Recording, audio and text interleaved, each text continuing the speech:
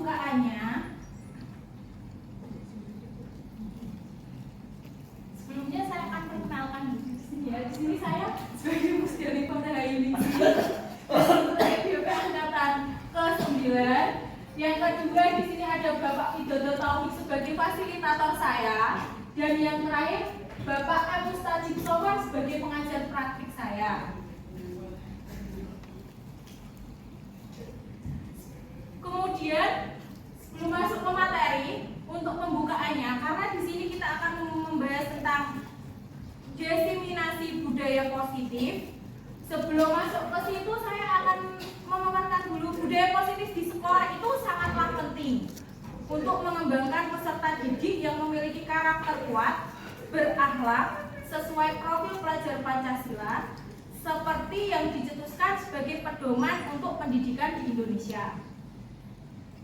Budaya positif dapat dibangun dengan syarat sekolah perlu menyediakan lingkungan yang positif, aman, nyaman, agar peserta didik mampu berpikir, bertindak, dan menciptakan secara merdeka, mandiri, dan bertanggung jawab. Salah satu strategi yang perlu ditinjau ulang adalah penerapan disiplin yang selama ini disajikan di sekolah. Sedangkan akan penerapan disiplin belum berdasarkan motivasi internal, di mana pembiasaan positif yang diterapkan bukan disiplin positif, namun masih menganut sistem penghargaan dan hukuman. Model disiplin positif yang dibangun masih belum berpusat pada siswa. Selain itu, posisi kontrol guru belum sampai pada tahap manajer, melainkan hanya sebagai penghukum dan pembuat siswa merasa bersalah. Sebagai pendidik, tujuan kita adalah menciptakan siswa-siswa yang memiliki disiplin diri, sehingga mereka bisa berperilaku dengan mengacu pada nilai-nilai kebajikan universal dan memiliki motivasi internal. Siswa yang memiliki disiplin diri berarti mampu bertanggung jawab terhadap apa yang dilakukannya. Bagaimana peran kita sebagai pendidik dapat menumbuhkan disiplin diri pada diri peserta didik, sehingga siswa mampu menggali potensinya menuju kepada sebuah tujuan, sesuatu yang dihargai dan bermakna, mengontrol diri, menguasai diri untuk memilih tindakan yang mengacu pada nilai-nilai yang dihargai. Kemudian bagaimana budaya positif yang sudah ada di sekolah berkembang menjadi karakter semua warga sekolah. Bagaimana pendidik kembangkan budaya positif dalam mewujudkan karakter profil pelajar Pancasila, dan bagaimana menerapkan disiplin restitusi di posisi monitor dan manajer sehingga lingkungan yang positif, aman, dan nyaman dapat terwujud. Di sini materi yang akan saya sampaikan ada 6.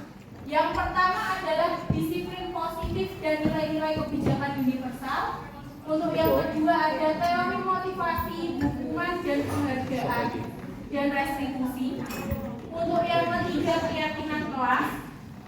Materi keempat ada kebudayaan dasar, manusia, dan dunia berkualitas. Untuk kelima restitusi 5 posisi kontrol. Dan yang terakhir adalah materi restitusi untuk bagian segitiga restitusi.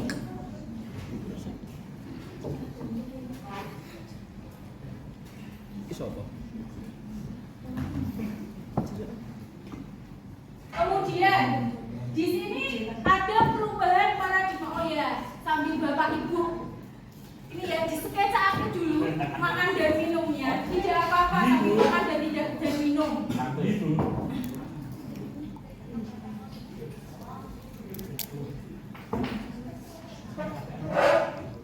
Kemudian di sini ada perubahan paradigma.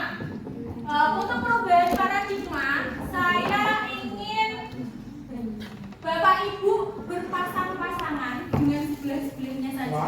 Berarti Bu Sandi dengan Bapak Prak ya? Siap.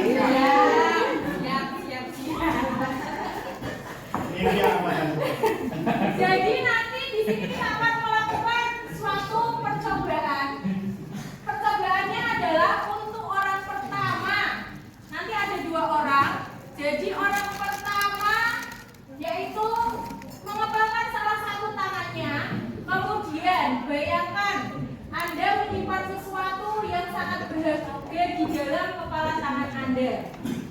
Anda perlu menjaga benda tersebut sekuat tenaga karena begitu pentingnya untuk kehidupan Anda. Jadi untuk orang pertama harus mengepalkan tangan dan beranggapan di dalamnya ini ada barang berharga yang tidak bisa diambil oleh teman kalian dengan cara apapun.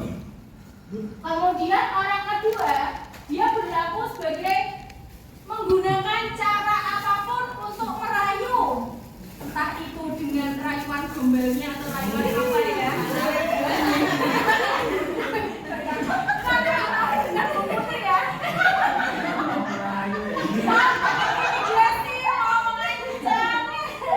Yang penting berusaha supaya orang A untuk mau membuka kepalan tangan tersebut. Boleh dicoba sekarang Bapak Ibu sekalian. Kata saya udah dulu.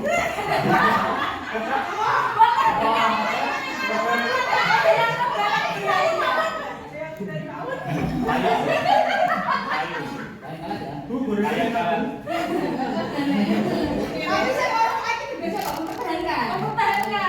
Jadi si orang A mempertahankan dengan sekuat tenaga. Ya terserah kamu. Kamu kalau dirayu dan berhasil itu ya urusanmu. Kamu mau mempertahankan bendanya ya juga itu terserah pada dirimu. Oh, benar. Dicoba Pak Pram dengan Bu Sakti.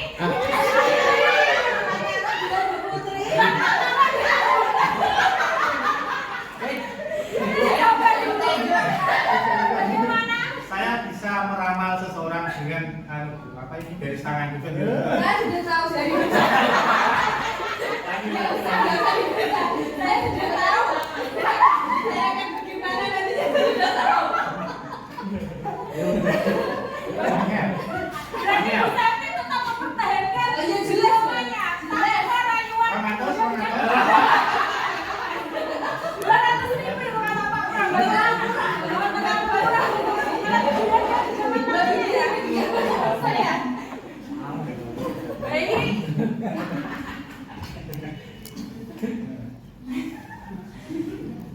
Di sini, mari kita berdiskusi bersama-sama ya. Apakah Anda atau teman Anda membuka kepalan tangannya? Tadi untuk Ibu Sakti, apakah kepalan tangannya tetap bertahan apa dibuka? Bertahan. Sampai akhir ya, walaupun dia layu dengan 200.000 ya. Tidak mempan. Tidak mempan. Karena tangannya Bu Sakti mahal.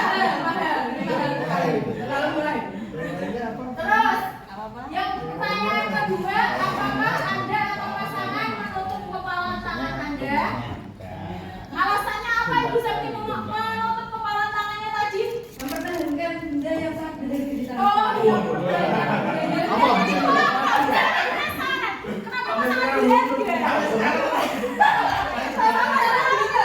Dibuka ya berharganya ini. Nggak akan saya lihatkan ke kamu. Oh.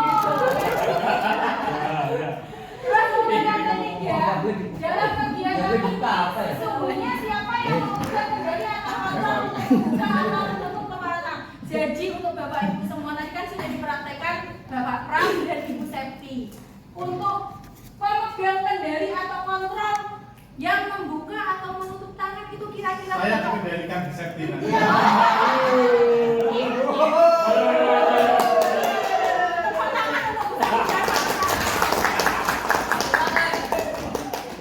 Berarti Aku jadi senafat.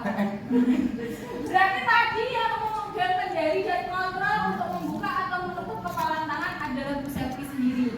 Bu Septi itu adalah orang yang memiliki kepalan tangan tersebut. Jadi yang kesimpulan dari permainan ini atau ice breaking ini adalah apapun yang kita lakukan itu adalah dari diri kita sendiri dan yang mempengaruhi diri kita, yang keputusan kita sendiri. Jadi tidak ada dari pihak luar yang bisa memegang kontrol atau memegang kendali pada diri kita. Karena yang bisa memegang kendali diri kita itu ya hanya diri kita sendiri.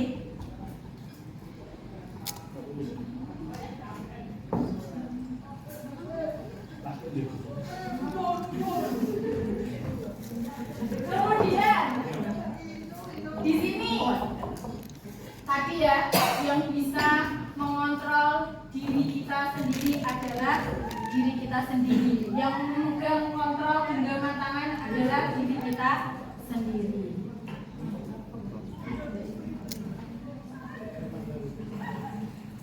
Di sini ada pemikiran KHD. Sebagai seorang guru, kita harus bisa menerapkan pemikiran KHD dalam melaksanakan pembelajaran yang kita lakukan atau kita laksanakan. Di sini pemikiran KHD-nya adalah sekolah diibaratkan sebagai lahan untuk bercocok tanam. Jadi sekolah kita ibaratkan adalah lahan untuk bercocok tanam agar bibit bisa berkembang dengan maksimal. Maka sebagai petani harus bisa memperbaiki kondisi tanah dengan memelihara bibit tanaman. Sekolah adalah lahan untuk bercocok tanam, petani adalah guru-guru yang ada di dalam sekolah tersebut. Nah, bagaimana supaya lahan tersebut menjadi berpotensi secara maksimal? Sebagai guru atau sebagai petani, kalau sebagai petani kan kita harus memperbaiki kondisi tanah. Nah, kalau sebagai guru kira-kira apa yang harus kita lakukan supaya sekolah ini menjadi lebih baik? Bagaimana Bapak Ibu? Dipupuk. Kalau dipupuk itu menggunakan apa? Kalau misal kita sebagai guru di sekolah, pupuknya itu apa? Memberi motivasi kepada siswa. Betul Pak Pram, memberi motivasi kepada siswa.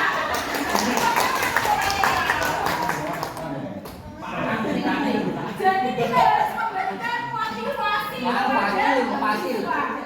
Boleh kopi fasil. Kemudian Fosil. di sini tadi akan memelihara bibit tanaman, memberi pupuk, dan selain motivasi kepada siswa, apalagi yang mempengaruhi supaya lingkungannya menjadi lebih baik.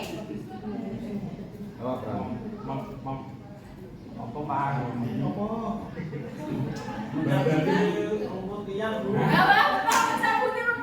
Cara mencabuti rumput liar itu bagaimana? Berarti ya. Mencabuti rumput liar itu apa? Menumbuhkan karakter peserta didik. Betul, di situ ada menumbuhkan karakter peserta didik, kemudian sesuai dengan profil pelajar Pancasila. Ini sangat penting ya, karena zaman sekarang Bapak Ibu kan tahu sendiri karakter peserta didik yang kurang kuat itu sangat susah untuk diperbaiki jika memang sudah terlanjur seperti itu. Jadi sebagai guru kita harus secara maksimal bisa menumbuhkan karakter peserta didik sesuai dengan profil pelajar Pancasila. Dan yang paling penting, kita harus menciptakan suasana lingkungan yang menyenangkan. Betul Bapak Ibu? Kalau kita menciptakan suasana yang menyenangkan, peserta didik akan lebih nyaman pada saat pembelajaran kita, lebih nyaman berada di sekolah. Walaupun kita pulang sampai 3:30, mereka tidak akan ada yang bolos. Happy selalu. Iya, happy selalu. Tapi nek bolos salah. Kemudian di sini ada tujuan pendidikan. Tujuan pendidikan di sini adalah menuntun anak sesuai dengan kodratnya agar mereka dapat mencapai keselamatan dan kebahagiaan yang setinggi-tingginya baik sebagai manusia maupun sebagai anggota masyarakat. Maksudnya itu artinya apa? Pendidik harus mampu memberikan pendidikan yang sesuai dengan kebutuhan anak pada zamannya dengan memperhatikan potensi diri anak sehingga menciptakan kemerdekaan belajar untuk anak. Selain itu, kita sebagai pendidik juga harus mengikuti perkembangan zaman yang ada. Salah satu cara agar kita bisa menerapkan pendidikan menerapkannya dengan pendidikan abad ke-21 sesuai dengan zaman sekarang ya Bapak Ibu. Kemudian tujuan budaya positif di sini yang akan kita capai adalah dapat memahami dan menerapkan konsep budaya positif positif yang di dalamnya terdapat teori disiplin positif, nilai-nilai kebijakan universal, motivasi perilaku manusia yaitu hukum dan penghargaan, kebutuhan dasar, posisi kontrol, restitusi, keyakinan sekolah atau kelas, dan segitiga restitusi. Yang kedua, menumbuhkan budaya positif dengan menumbuhkan karakter peserta didik. Yang ketiga, senantiasa menumbuhkan dan mengembangkan pembelajaran yang menyenangkan dan berpihak pada peserta didik. Yang pertama kita pelajari di sini yang kita akan bahas adalah disiplin positif dan nilai-nilai kebijakan universal. Sebelum masuk ke materi, saya mau tanya dulu kepada Bapak Ibu di sini. Kira-kira setuju atau tidak setuju hukuman dapat mendisiplinkan anak? Bagaimana Bapak Ibu? Hukuman itu kira-kira dapat mendisiplinkan anak apa tidak? Tergantung dari hukumannya. Terus, bagaimana kalau Bapak Prof? Setuju tapi kurang setuju. Setuju tapi kurang setuju. Iya, karena hukuman itu ya bisa mendisiplinkan, tapi juga bisa menjadikan anak itu cenderung takut. Kalau dia sudah takut, maka kemampuan untuk berekspresinya terbatas. Ya. Dia tidak bisa mengembangkan potensinya secara maksimal. Jadi pendapatnya tadi Bapak Ibu ada yang bilang setuju tergantung hukumannya. Untuk Bapak Pram itu setuju, tidak setuju. Karena hukuman juga membuat anak mengekang anak, membatasi anak dalam berkarya gitu ya. Di sini kalau poin kedua, pemberian hukuman dengan hal positif seperti membaca atau membersihkan halaman sekolah dapat meningkatkan disiplin anak apa tidak? Bisa. Terus alasannya apa? Kenapa kok bisa? Karena hal positif. Hal positif. Dalam membaca atau membersihkan halaman sekolah itu termasuk hal positif ya ibu-ibu. Dan tidak masalah, ini kan menurut pendapat dari Bapak Ibu masing-masing. Kemudian yang ketiga, memberi penghargaan dapat meningkatkan motivasi belajar anak. Setuju. Baik, nanti kita bahas ke belakangnya seperti apa. Nanti dari pertanyaan nanti itu akan mendapatkan jawabannya setelah materi secara keseluruhan saya sampaikan. Kemudian di sini makna kata disiplin. Kira-kira di pikiran Bapak itu, Bapak Ibu semua, makna disiplin itu apa? Ada yang terlintaskah? Oh, disiplin itu apa? Oh, Pak Andi. Disiplin. Kira-kira apa Bapak Andi? Yang terbesit di pikirannya Bapak Andi, disiplin itu apa, Pak? Rapi.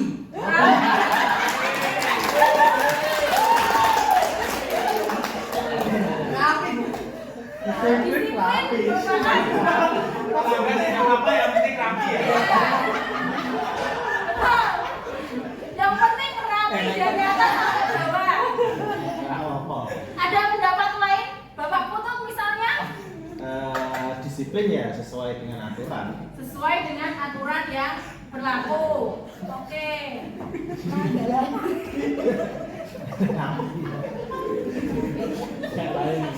rapi. Ada ini ya. Disiplin rapi.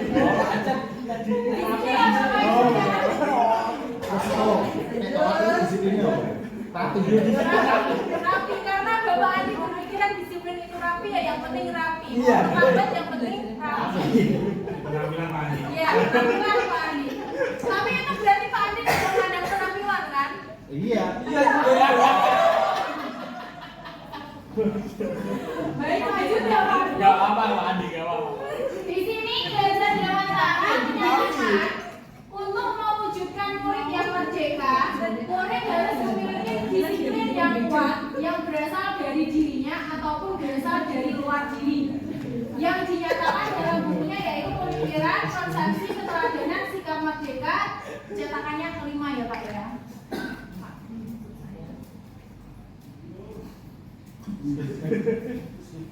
Kemudian Diana Gosen menyatakan bahwa arti dari kata disiplin itu berarti dari kata bahasa Latin disiplina, yaitu belajar, yang artinya belajar. Kata disipline yang juga berasal dari akar kata yang sama dengan disiplin atau murid atau pengikut. Untuk menjadi seorang murid atau pengikut, seseorang harus paham betul alasan mengapa mereka mengikuti suatu aliran atau ajaran tertentu. Sehingga motivasi yang terbangun adalah motivasi intrinsik, bukan motivasi ekstrinsik. Nanti di sini akan saya bahas juga perbedaan dari motivasi intrinsik dan motivasi ekstrinsik.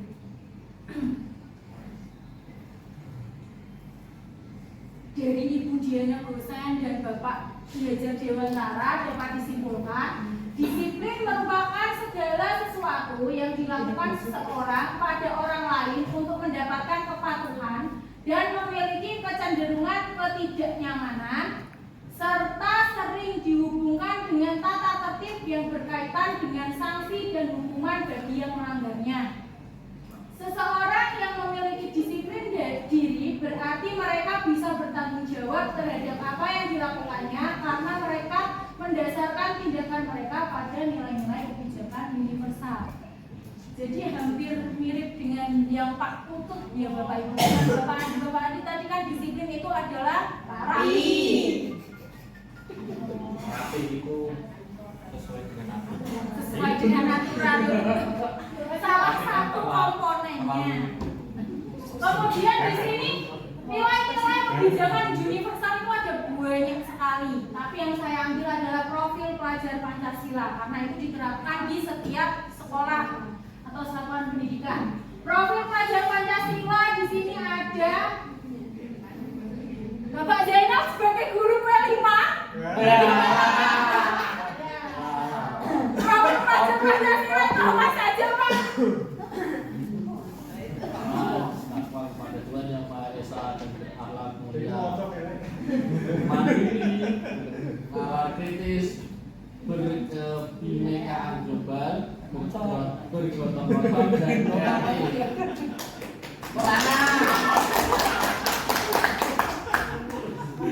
Kemudian yang selanjutnya ada teori motivasi, hukuman, dan penghargaan restitusi.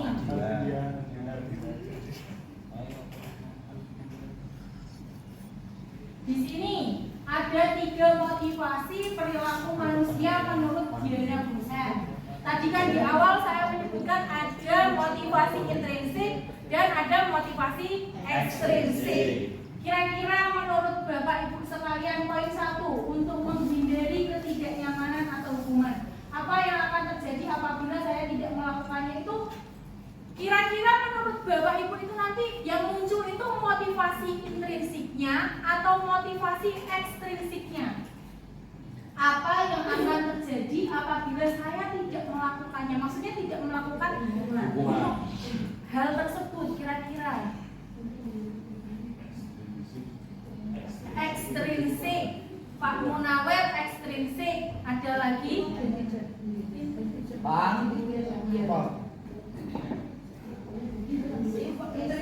Bu Ipung dan Bu Abdul intrinsik. Baik, nanti kita cek di belakang. Untuk yang kedua, untuk mendapatkan imbalan atau penghargaan bagi orang lain. Ini untuk mendapatkan imbalan atau penghargaan dari orang lain. Apa yang akan saya dapat apabila saya melakukannya? Kira-kira itu motivasinya X apa in? X. Alasannya apa kalau X? Bang, di X kenapa? Ya tetap koreknya.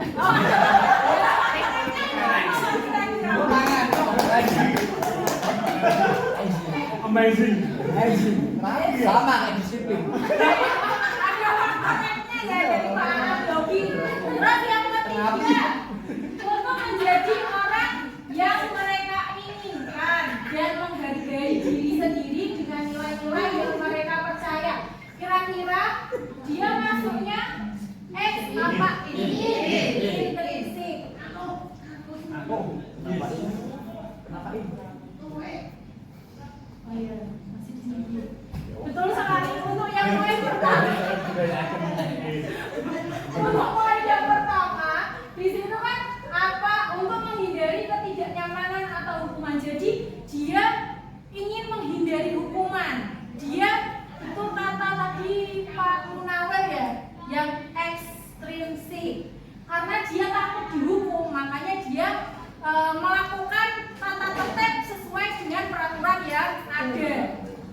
Jadi dia menghindari hukuman itu bukan atas dasar dirinya sendiri. Terus yang kedua, untuk mendapatkan imbalan atau penghargaan dari orang lain. Betul sekali, itu juga ekstrinsik. Karena apa? Dia pamrih. Dia menginginkan sesuatu, makanya dia melakukan hal tersebut. Seperti contohnya kalau disuruh maju gurunya, nanti saya berikan mainan. Dia kan ada embel-embelnya, makanya dia mau maju. Itu berarti kan dia motivasinya dari luar, bukan dari diri sendiri. Yang poin ketiga, betul tadi dia maksudnya intrinsik. Kenapa? Karena dia mereka ingin menjadi orang yang mereka inginkan. Dia menghargai dirinya sendiri dengan nilai-nilai yang mereka percaya. Jadi itu tumbuh dari dalam diri mereka sendiri, bukan dari faktor luar, tapi faktor dari dalam diri mereka sendiri. Nah, ini untuk perbedaan antara motivasi intrinsik dan ekstrinsik. Motivasi itu merupakan dorongan, rangsangan, maupun keinginan yang dijadikan sebagai dasar dari seseorang untuk mengerjakan sesuatu agar dapat mencapai tujuan tertentu. Kemudian, motivasi intrinsik itu kata lainnya juga motivasi internal, di mana motivasi yang muncul dari dalam diri untuk mencapai sesuatu demi memuaskan diri sendiri dan tanpa dipengaruhi oleh imbalan dari eksternal. Jadi muncul dari dalam diri mereka sendiri. Untuk motivasi ekstrinsik atau eksternal atau dari luar di sini adalah motivasi yang muncul karena adanya keinginan atau mendapatkan imbalan atau hadiah. Imbalan atau hadiah ini bisa berupa pujian. Pujian itu termasuk imbalan ya Bapak Ibu? Iya. Penghargaan, uang atau barang-barang tertentu. Selain itu, melakukan suatu kegiatan dengan maksud menghindari hukuman juga termasuk dalam motivasi ekstrinsik. Nah, sekarang dihukum oleh penghargaan. Tadi di bagian depan itu kan saya buatkan dulu lagi ya. Tadi hukuman dapat peristiwa ini, terus ada pemberian hukuman dengan hal positif ya, dan ada memberikan penghargaan dapat meningkatkan motivasi belajar anak. Yang poin kedua dan poin ketiga.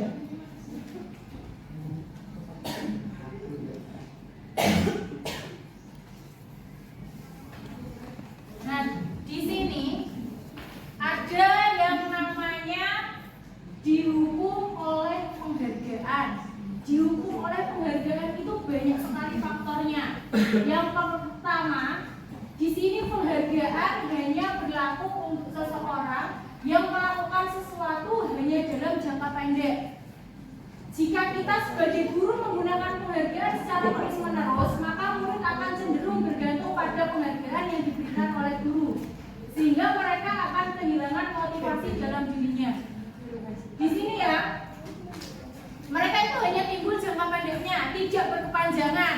Oh, karena tidak ada sesuatu, saya tidak ingin mengungkapkan pendapat saya di dalam kelas, ya maksud saya. Jadi mereka mau misalnya disuruh maju ke depan. Karena apa? Karena mereka tahu, oh saya akan mendapatkan penghargaan, saya harus maju ke depan, saya akan mendapatkan imbalan. Terus ada penghargaan jika katakan tidak efektif. Jika murid mengharapkan suatu penghargaan dari guru dan mereka tidak mendapatkannya, maka murid tersebut akan kecewa dan berkecil hati, sehingga mengakibatkan dia tidak akan berusaha sekeras sebelumnya.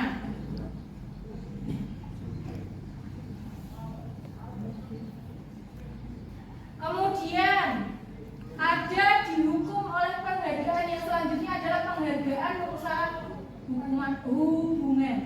Kenapa dikatakan merusak hubungan? Kira-kira Bapak Latiful? Iya. Dikatakan merusak hubungan itu bagaimana? Merusak hubungan antar Siswa, karena penghargaan, gurunya memberikan penghargaan kepada siswa. Karena tadi dikasih penghargaan satu kali, misal nanti dikasih penghargaan tidak sebanyak sebelumnya, nanti siswa kan merasa apa namanya, kok ini hadiahnya kurang gitu. Terus juga nanti teman-temannya ini dikasih penghargaan, kok saya enggak. Nah, betul. Jadi menimbulkan persaingan di dalam kelas ya. Kalau persaingannya sehat sih tidak masalah. Nah, kalau tidak sehat itu nanti kan hubungan antar siswa di dalam kelas akan buruk. Kemudian ada penghargaan menghukum. Misal tadi yang dipemantikkan menghukum dengan menulis, membaca, dan membersihkan lingkungan sekolah. Itu juga sebenarnya tidak baik Bapak Ibu. Itu ya. Yang baik itu tidak boleh menghukum anak. Ya tidak boleh. Itu sebagai guru itu tidak boleh menghukum anak. Di sini penghargaan menghukum misalnya dalam sebuah kejuaraan atau dalam pemberian juara di kelas. Yang tidak mendapatkan juara akan merasa terhukum. Kan dia terintimidasi, wah koncoku iso juara apa saya kayak ini ya gitu kan. Jadi yang tidak menang itu merasa berkecil hati. Terus perasaan dihukum hanya dirasakan oleh yang tidak mendapatkan juara karena dia merasa kalah. Karena dia tidak bisa seperti temannya yang mendapatkan juara. Sedangkan murid yang mendapatkan juara akan senang-senang saja karena dia kan tidak merasa kalah, tidak merasakan yang namanya penghargaan yang dihukum tersebut. Kemudian ada yang namanya hukuman, konsekuensi, dan restitusi. Kira-kira Bapak Ibu adakah yang tahu perbedaan dari ketiga hal tersebut? Dari konsekuensi, hukuman, dan restitusi. Ya, ada yang tahu kira-kira Bapak Ibu? Perbedaannya? Belum ada. Kalau belum ada saya lihatkan dulu perbedaannya. Kelihatan apa tidak ya? Belum. Tahu sijinya yang ngobrol ya Pak? Ya.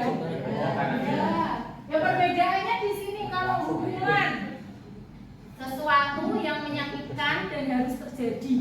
Jadi hukuman itu menyakiti anak. Kemudian kalau konsekuensi sesuatu harus terjadi. Jadi hal itu harus terjadi. Kalau restitusi merupakan pilihan. Kemudian hukuman tidak nyaman untuk murid atau anak jangka waktu panjang. Karena akan tidak nyaman kalau dihukum. Kemudian kalau konsekuensi dia tidak nyaman tetapi untuk jangka waktu pendek. Kan konsekuensi itu terjadi karena perbuatan mereka sendiri ya, dan mereka harus menjalaninya. Terus restitusi menguatkan untuk anak atau anak dalam jangka waktu panjang. Hukuman, korban mendapatkan keadilan. Kalau konsekuensi, korban bisa diabaikan. Kemudian restitusi, korban mendapatkan ganti. Untuk hukuman, murid atau anak akan tersakiti. Sedangkan konsekuensi, murid atau anak dibuat tidak nyaman. Dan restitusi, murid atau anak mendapatkan penguatan. Kemudian perilaku pasif agresif meningkat jika dihukum. Ya kan Pak, kalau anak dihukum kadang kan ada yang memberontak. Terus konsekuensi, penguatan hanya bertahan dalam jangka waktu pendek. Sedangkan restitusi, masalah terpecahkan. Yang hukuman selanjutnya yaitu sistem tidak akan berjalan bila murid tidak takut. Sudah terjadi ya Bapak Ibu, bisa dilihat sendiri itu. Terus konsekuensi memerlukan monitoring dan supervisi terus-menerus dari guru. Sedangkan restitusi, murid belajar bertanggung jawab untuk perilakunya. Hukuman berlaku hanya pada sebuah institusi, tidak berlanjut pada kehidupan nyata. Kalau konsekuensi membantu penerapan mengikuti peraturan dalam masyarakat. Sedangkan restitusi fokus pada pemecahan masalah dalam jangka waktu panjang. Dari sini bisa dilihat perbedaannya Bapak Ibu antara hukuman, konsekuensi, dan restitusi ya. Sekarang coba saya mau tanya, kira-kira dari pertanyaan itu apakah konsekuensi sanksi ataukah hukuman. Yang pertama, Blur, Bu.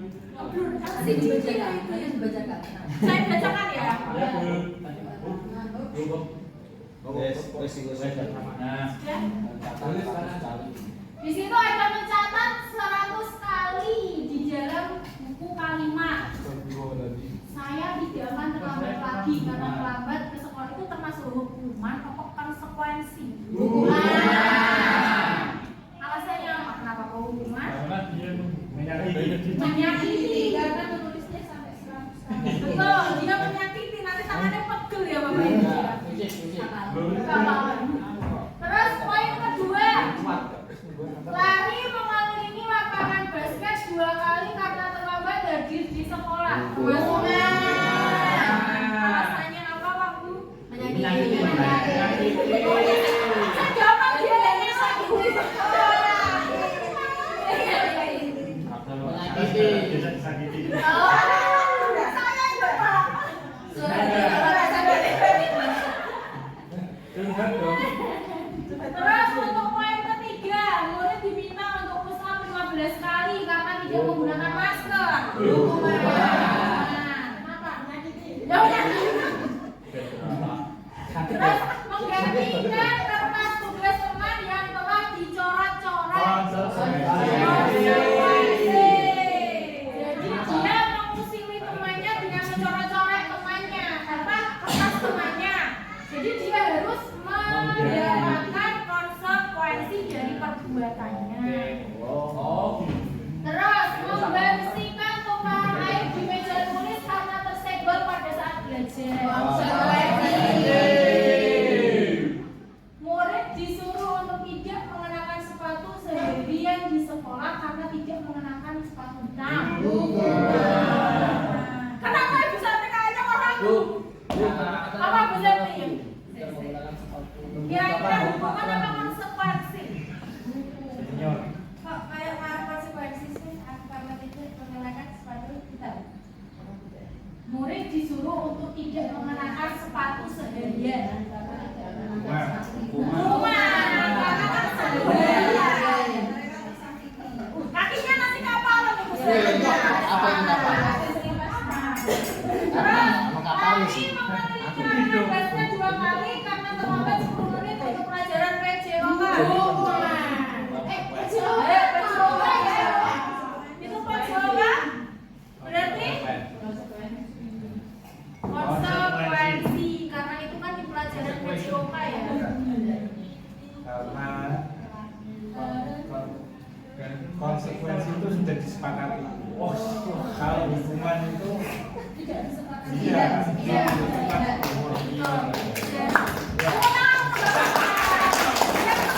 Memberikan kesimpulan antara hukuman dan konsekuensi. Mancing.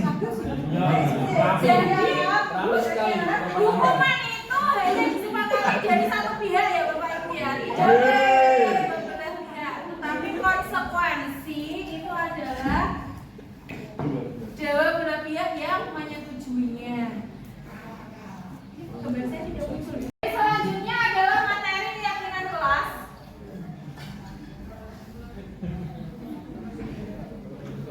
Di sini, mengapa kita memiliki peraturan tentang penggunaan? Ada pertanyaan penalti juga ya Pak. Mengapa kita memiliki peraturan tentang penggunaan helm pada saat mengendarai kendaraan roda 2 atau motor? Mengapa kita memiliki peraturan tentang penggunaan masker dan mencuci tangan setiap saat? Itu kira-kira mereka berdua. Pertanyaan itu, pertanyaan 1 dan pertanyaan 2. Kira-kira termasuk keyakinan atau peraturan? Ya, ikutnya masuk kategori keyakinan atau peraturan? Juga yang pertama. Peraturan. Terus? Yang kedua keyakinan. Keyakinan. Kondisinya COVID ini keyakinan. Keyakinan. Yang pertama, mengapa kita memiliki peraturan tentang penggunaan helm pada saat mengendarai kendaraan roda 2? Tadi itu peraturan. Tapi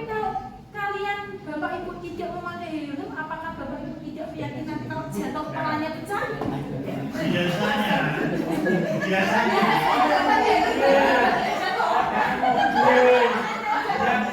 yang melatar belakangnya kita pakai helm biasanya itu takut ada operasi. Oh, Benar sekali. Karena kita menaati peraturan. Oh, berarti Bapak Ibu itu menggunakan helm karena takut ditilang ya? Ya. Jadi peraturan, mengikuti peraturan yang ada. Kemudian yang kedua itu termasuk peraturan apa keyakinan? Kalau untuk saat ini peraturan. Kalau keyakinan dan peraturan. Tuh, kalau saat ini dia keyakinan. Kenapa kok keyakinan? Karena kan apa mencuci tangan itu kan untuk kesehatannya sendiri. Memakai masker juga mereka meyakini oh saya harus sehat dengan menggunakan masker supaya debu-debu jahat. Akhir-akhir ini kan banyak sekali debu-debu ya. Ya, Nah, yang betul seperti Bu Ibu wajahnya sekarang perlu perawatan. Salah satu yang meyakini Bu Ibu kalau kita harus menggunakan masker setiap hari walaupun sekarang tidak menggunakan masker. tadi berikut parah.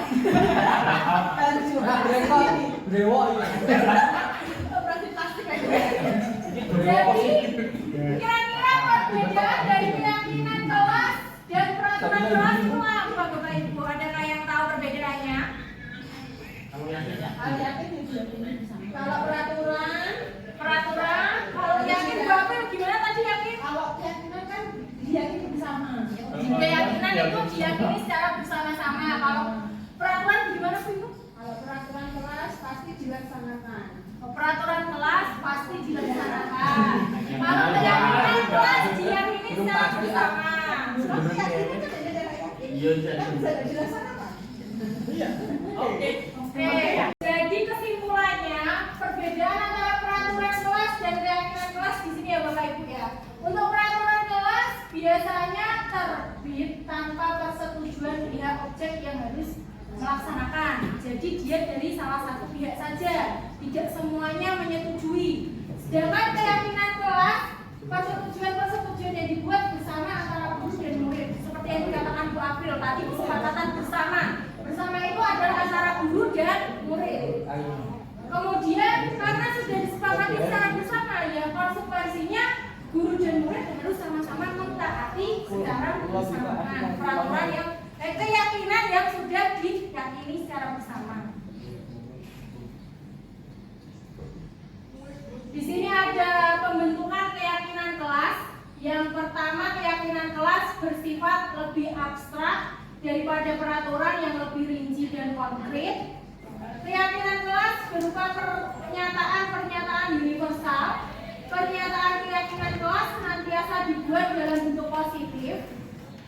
Keyakinan kelas hendaknya tidak terlalu banyak sehingga mudah diingat dan dipahami oleh semua warga kelas. Kemudian keyakinan kelas sebaiknya sesuatu yang dapat diterapkan di lingkungan tersebut. Jadi di lingkungan sekolahnya, yang paling kecil lingkungan kelasnya dulu.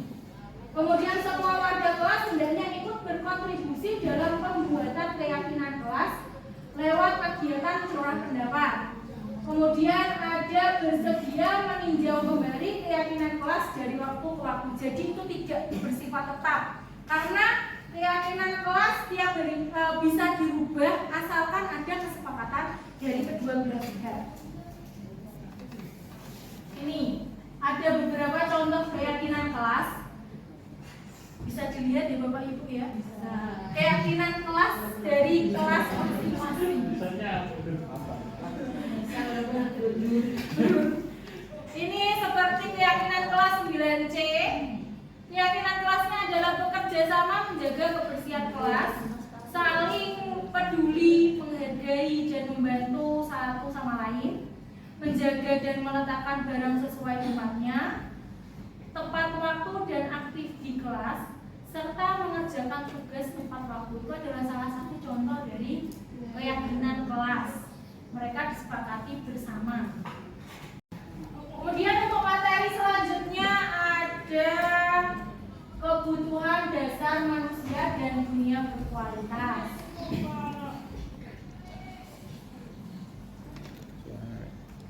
Ada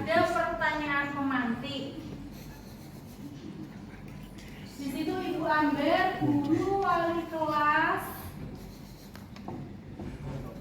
2A di SD Pelita Hati sedang bingung menghadapi ulas salah satu murid di kelasnya, Doni. Beberapa anak di kelas 2A telah datang padanya dan mengeluhkan Doni yang seringkali meminta bekal makan siang mereka dengan paksa.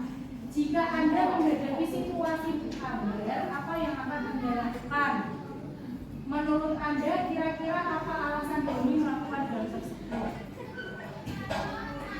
Kira-kira kalau Bapak Ibu berperan sebagai Ibu Amber, apa yang Bapak Ibu lakukan terhadap Doni? Kenapa kok Doni selalu meminta bekal makan siang secara paksa kepada teman-temannya? Bagaimana Bapak Ibu menangani masalah tersebut? Tanya sama Doni, kenapa nggak bawa bekal sendiri dari rumah? Berarti bertanya kepada Doni. Berarti mencari akar permasalahannya dulu ya Ibu Sakti ya. Dengan bertanya kepada Doni, alasannya apa, kenapa tidak membawa bekal dari rumah. Kemudian setelah bertanya alasannya, langkah selanjutnya apa? Kira-kira Doni melakukan hal tersebut itu kenapa? Nggak dikasih bekal Tidak dikasih bekal ibunya. yang Ada yang masak. Senyum Nah di atau sini Doni melakukan hal itu untuk memenuhi kebutuhan dasar yang belum terpenuhi. Jadi Doni itu kebutuhan dasarnya belum terpenuhi. Bila Doni sering meminta paksa itu karena ia tidak diberi uang saku dan juga tidak membawa bekal. Itu seperti Bu April dan Bu Sakti tadi. Karena ini berarti tidak membawa bekal makan, berarti kebutuhan Doni yang belum terpenuhi adalah bertahan hidup. Yang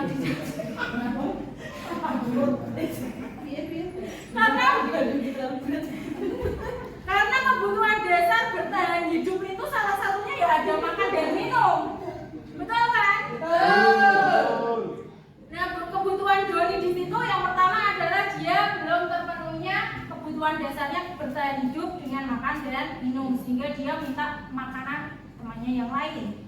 Kemudian kebutuhan Doni yang belum terpenuhi bisa berupa kesenangan dan kekuasaan. Kesenangan dia minta, mungkin dia dengan meminta bekal temannya itu ada rasa kepuasan, kayak seperti jagoan gitu kan, biasanya anak-anak yang sedikit jagoan itu kan merasa senang bisa mengintimidasi temannya. Kemudian sebenarnya padahal di sini Doni itu sudah diberi uang saku. Kan mesti setiap anak itu dapat uang saku, uang jajan kan ya. Tidak mungkin dia berangkat sekolah tanpa membawa uang.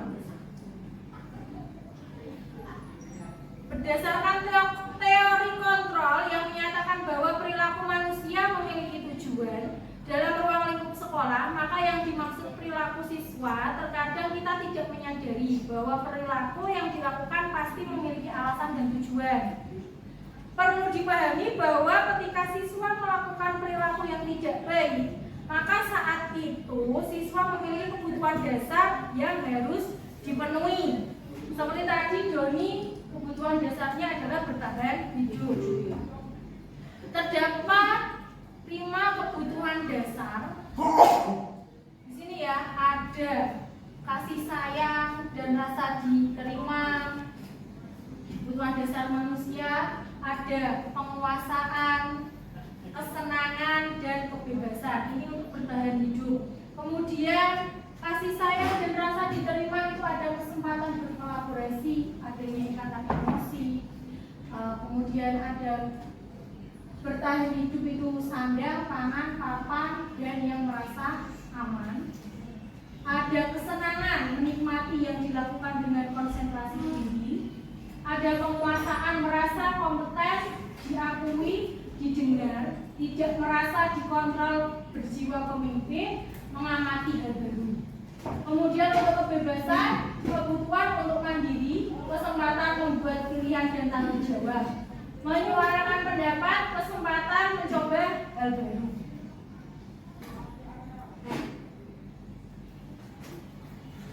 Nah sekarang ada restitusi 5 posisi kontrol. Ini adalah peran Bapak Ibu semua di dalam pembelajaran atau terhadap siswa.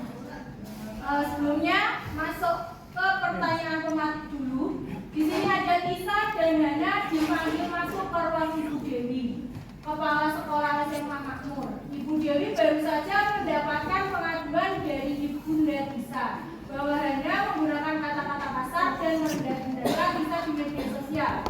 Bila Anda seorang kepala sekolah, penerapan disiplin apakah yang akan Anda lakukan untuk kasus Hana? Mengapa? Kira-kira kalau Bapak Ibu menjadi Pak Bambang itu seperti apa yang akan dilakukan?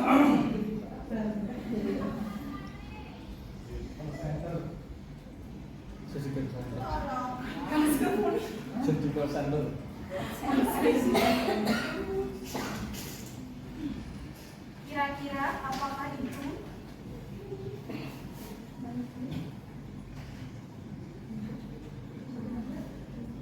Ya, itu kan bisa dan Hana dipanggil masuk ke ruang Ibu Dewi, kemudian kepala sekolah SMA Makmur.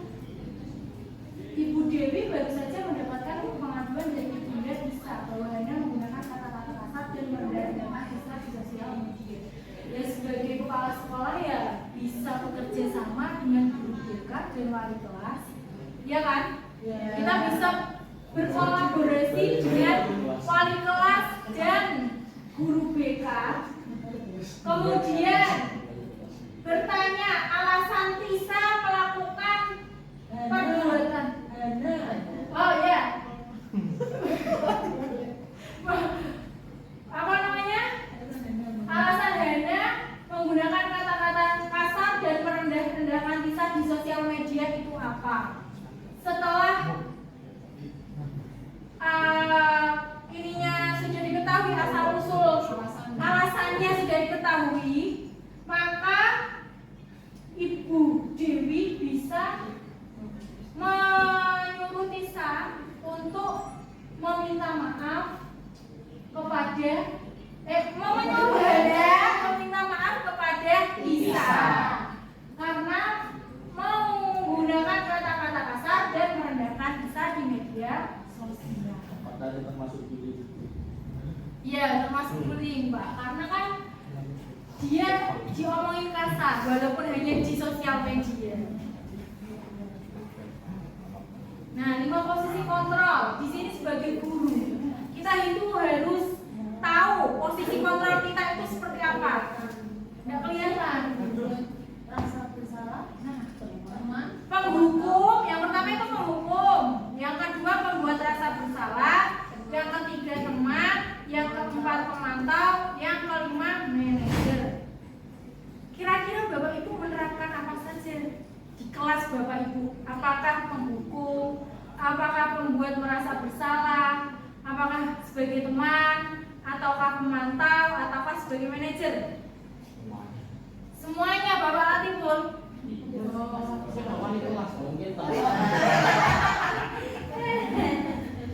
Contohnya Bapak Latiful kan semuanya. Hukum apa? Kalau penghukum Bapak Latiful biasanya melakukan apa? Hukum. Ya contohnya. Tadi saya apa? Iya, saya rasa kelas. Oh, yang telat baru saya rasa kelas. Tidak boleh ya menyakiti. Sebagai penghukum. Nggak sebagai penghukum. Kalau saya itu menyakiti ya Bapak ya berarti ya. Menyakiti ya. Ya, kan disuruh. Bapak tadi membersihkan kelas. Bukan. Dan itu karena telat. Konsekuensinya. Konsekuensinya ya. Oke. Bukan itu Pak itu. Terus. Ya itu sama saja dengan kemudian membuat rasa bersalah. Adakah yang pernah membuat Pusat. Busa itu membuat rasa bersalah yang seperti apa di kelas? Saya ingat masa lalunya.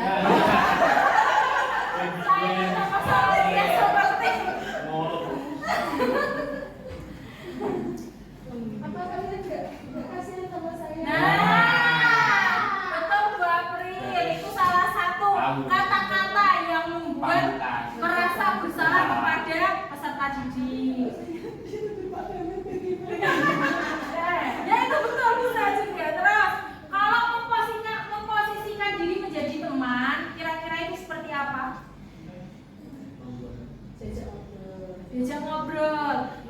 sebagai teman, apakah batasannya itu bisa terkontrol? Harus ada batasannya. Karena setiap peserta didik jika kita sudah memposisikan sebagai teman, mereka kadang itu melebihi batasnya. Kemudian kalau pemantau, Mantau, mantau.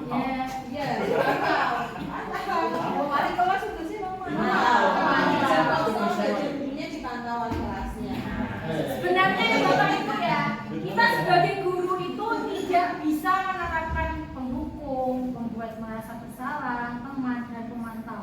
Yang paling pas yaitu adalah memposisikan diri kita sebagai manajer. Karena dengan manajer itu, kalau penghukum kan menyakiti siswa, membuat rasa bersalah, dia juga pasti kayak mengintimidasi siswa kan. Kemudian kalau manajer, sebagai manajer itu kita harus bisa mengajukan pertanyaan-pertanyaan yang baik untuk siswanya, bisa mengarahkan siswanya untuk menjadi lebih baik, seperti itu. Jadi tidak boleh dengan menghukum ataupun dengan merasa bersalah. Kemudian ini ada beberapa pertanyaan. Saya kecewa sekali dengan kamu. Itu termasuk apa? Sebentar. Jawabannya dong. Saya kecewa sekali dengan kamu. Kira-kira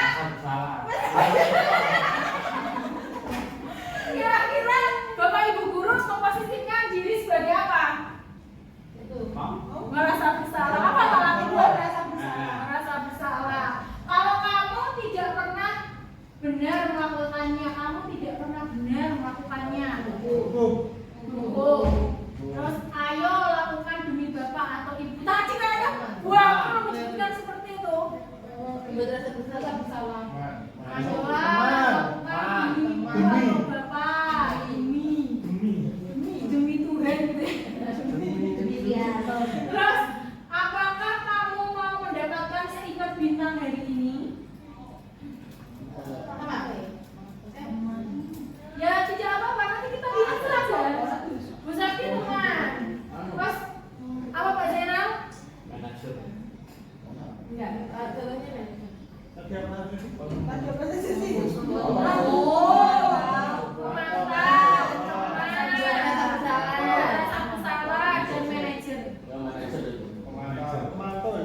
Mantau. Apakah kamu mau mendapatkan stiker bintang hari ini pemantau? Terus bagaimana kamu bisa menyelesaikan masalah ini? Langsung ya kompak ya Mas itu ya. Terus kamu selalu yang paling terakhir. Apa Pak? Penghukum.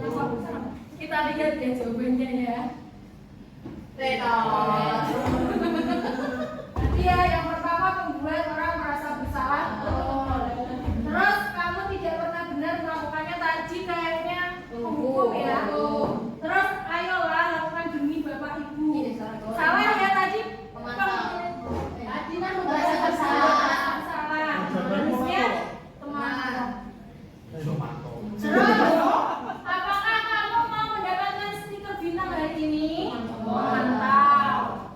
Terus bagaimana kamu bisa menyelesaikan masalah ini? Kamu selalu yang paling terakhir. Dia adalah penghukum.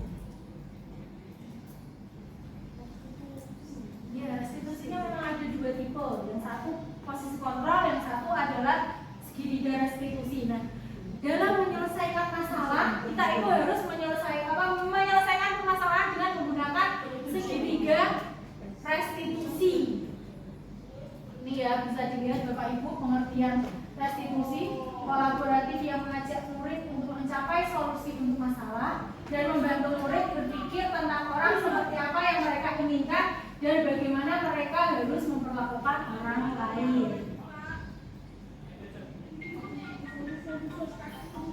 Di sini dengan restitusi dapat membantu murid menjadi lebih memiliki tujuan, disiplin positif dan memulihkan dirinya setelah berbuat salah. Tujuan yang akan dicapai adalah untuk menghargai nilai-nilai universal yang akan mereka percayai. Bisa dilihat untuk menyelesaikan Yang pertama, menstabilkan identitas dulu. Di sini menstabilkan identitas adalah bagian dasar dari segitiga, bertujuan untuk mengubah identitas anak dari orang yang gagal karena melakukan kesalahan menjadi orang yang sukses. Anak yang sedang mencari perhatian adalah anak yang sedang mengalami kegagalan.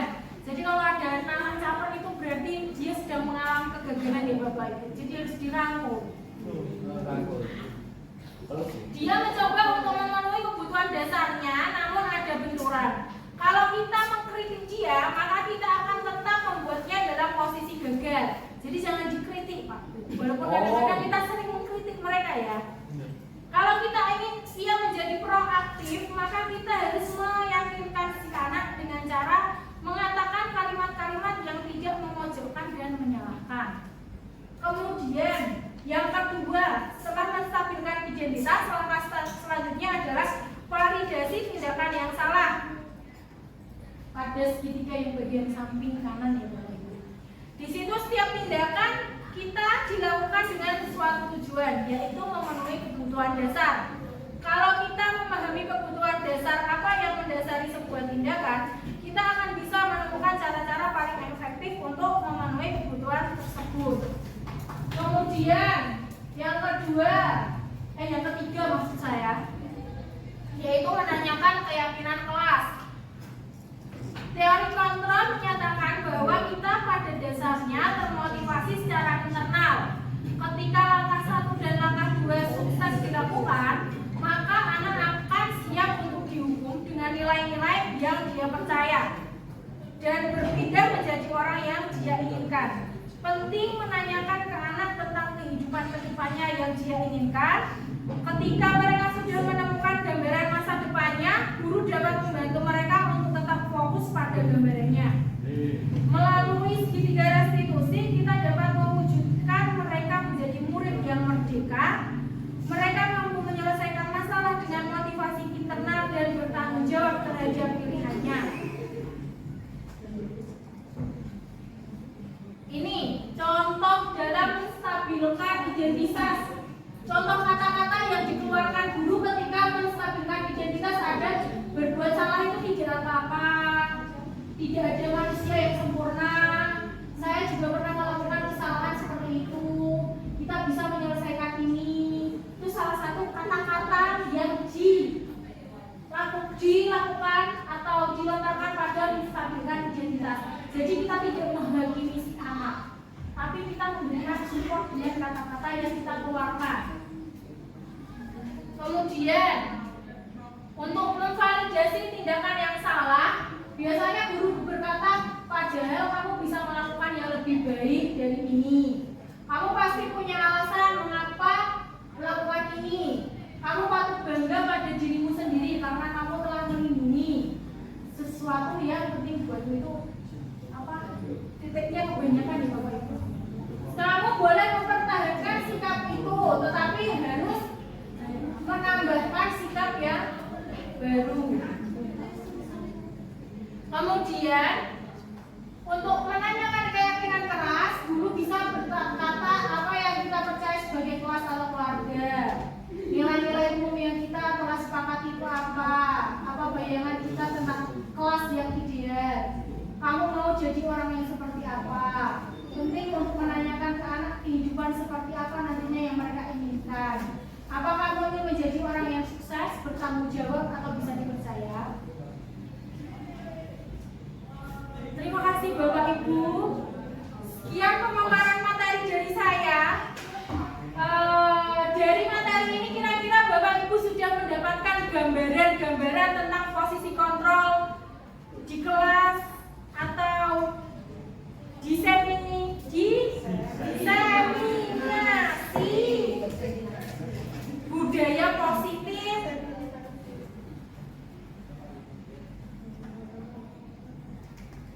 Apakah sudah mendapatkan gambarannya Bapak Ibu? Sedikit, baik. Kemudian karena ini sudah selesai, saya dalam memaparkan materi mengenai diseminasi modul 1.4 budaya positif. Saya akan, kalau saya tidak memberikan bisa dikatakan sombong ya Bapak Ibu. Iya. Jadi saya mempersilakan Bapak Ibu sekalian untuk bertanya.